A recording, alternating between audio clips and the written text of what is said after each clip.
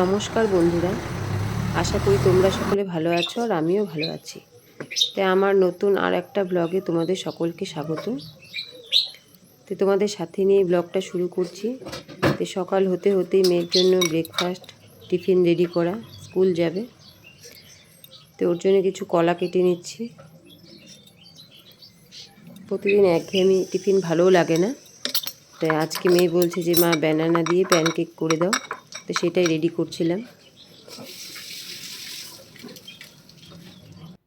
কলাটাকে কেটে মিক্সিতে দিয়ে দিচ্ছি, পেস্ট করে নেব। ময়দা, কলা আর একটু দুধ দিয়ে একটা ব্যাটার তৈরি করে নেব।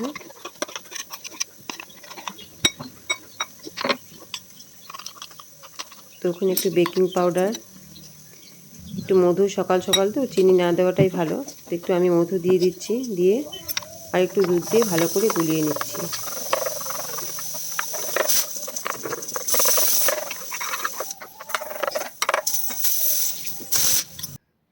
দিয়ে এই যে একটা প্যান বসিয়ে দিয়েছি, আর একটু বাটার দিয়ে দিলাম। বাটারটা দেওয়ার পরে প্যানটা যেহেতু গরম ছিল, তো কালো হয়ে গেল বাটারটা দেওয়াতে। তো প্যানকেকটা গোলাটা দিয়ে তার উপর একটু চকলেট দিয়ে দিচ্ছি।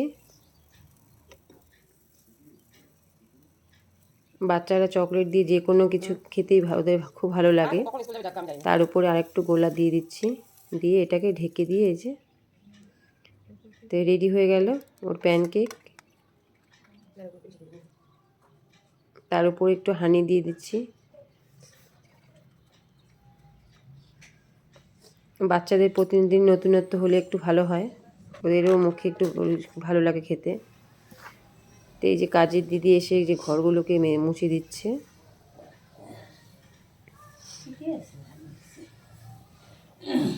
সকাল হতে হতে প্রচুর কাজ থাকে, ঘর মোছা, ঘর ঝাড়ু দেওয়া, রান্না বান্না, মেয়ে স্কুলে পাঠানো, টিফিন রেডি করা, তো প্রচুর কাজ থাকে।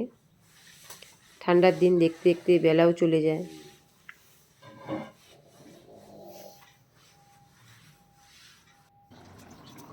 তো এই যে এখন রান্নাটাও শুরু করে দিচ্ছি। তো ওই তেলে একটু আলু ভেজে নিলাম, ভাতটাও হয়ে গেছে।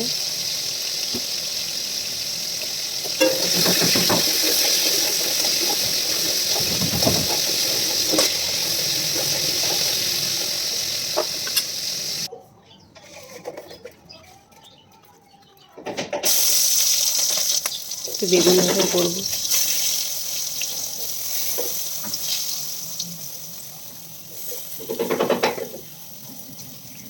তো বন্ধুরা, আমার ভিডিওটা যদি ভালো লাগে অবশ্যই একটা লাইক সাবস্ক্রাইব অবশ্যই করবেন। আর যারা লাইক সাবস্ক্রাইব করে রেখেছেন তাদেরকে অসংখ্য ধন্যবাদ।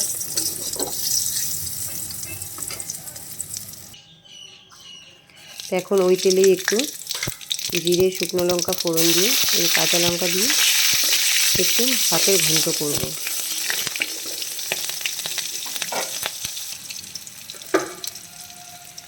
আজকে শনিবার, নিরামিষ। এই যে বটুয়া শাক, এটা ওখানে একটু বড়িও গুঁড়ো করে দিয়ে দিয়েছি।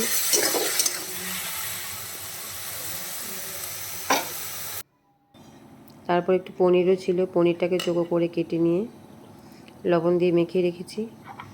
আর এদিকে টমেটো, আদা, চারমগজ, কাজু বাদাম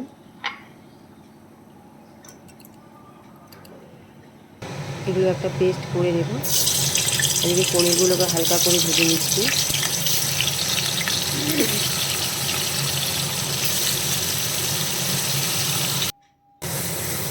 এদিকে পনির মশলাটা দিয়ে ভালো করে কষিয়ে নিয়ে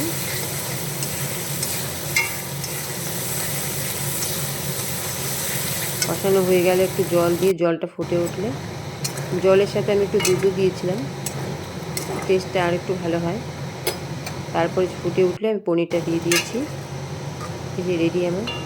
এখন এখানে একটু গরম মশলাও দিয়েছিলাম, একটু বাটারও দিয়েছি, সেটা দেখানো হয়নি। এই যে আমার রান্নাবান্না সব কমপ্লিট। এখন রান্নার পরে প্রচুর কাজ থাকে, গ্যাস মোছা, এদিকে চিমনিটাও তেল তেলে হয়ে গেছে, তো ওটাকে তারপিন তেল দিয়ে আমি একটু পরিষ্কার করছিলাম। তো মাঝে মধ্যে এগুলো পরিষ্কার করলে ভালো থাকে। আর দেখুন এদিকে পরিষ্কার করছি, এদিকে আমি সুইচটা অফ করিনি, তো একা একা এটা অন হয়ে গেছে। কি দিনকাল পড়েছে, এখন আর সুইচ লাগে না, হাত দিয়ে হাত বলে এদিক ওদিক করলেই বলে বন্ধ হয়ে যায়। কি দিনকাল অবস্থা, এখন আর সুইচ টিপতে হয় না, হাত এদিক ঘোরাতে হয়, হাত ওদিক ঘোরাতে হয়, তাহলেই বন্ধ হয়ে যাচ্ছে।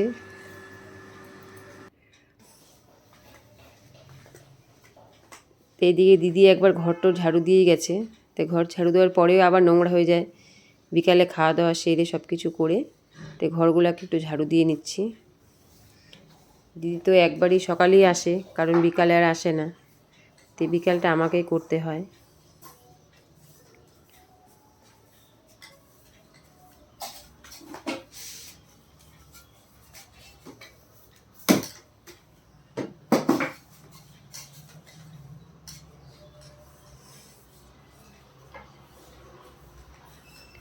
ঘরগুলো ঝাড়ু দিয়ে নিলে কিছু কাপড়ও আছে, ওগুলাও নিয়ে এসেছি, ওগুলো একটু ভাঁজ করব।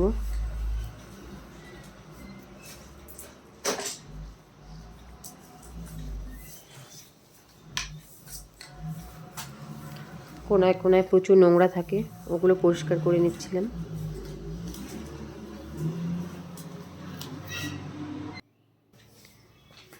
তো এই যে ঘর আমার ঝাড়ু দেওয়া হয়ে গেছে, এখন এই যে কাপড়গুলো এনে রেখেছি ওগুলো একটু ভাঁজ করে নেব।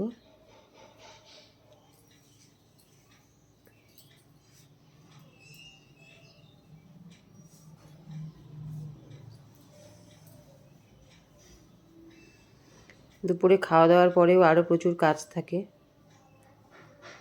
সকাল 6টা থেকে উঠে রাত 10টা পর্যন্ত চলতেই থাকে এক নাগাড়ে একের পর এক কাজ।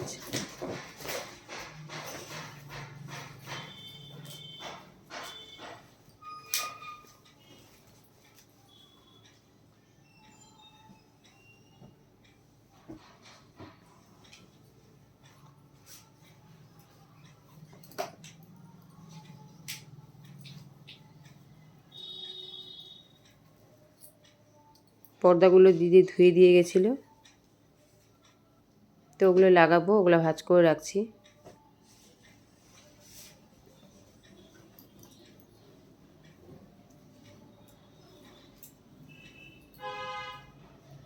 কাপড় টাপড় গুছিয়ে নিলেই বিকেলের কাজ মোটামুটি শেষ।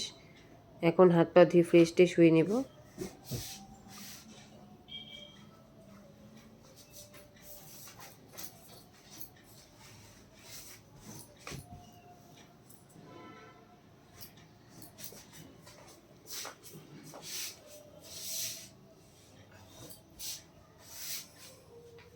এদিকে আমি ফ্রেশও হয়ে নিয়েছি, তাই আমার একটা পার্সেল আসছিল ফ্লিপকার্ট থেকে, আমি এটা অর্ডার করেছিলাম। সবসময় পরার জন্য একটা প্যান্ট অর্ডার করেছিলাম, তো 3টা প্যান্ট একসাথে 473 টাকা। তো ওগুলো মেয়ে বলছে খোলো দেখি প্যান্টগুলো, তো ওটা খুলে দেখো।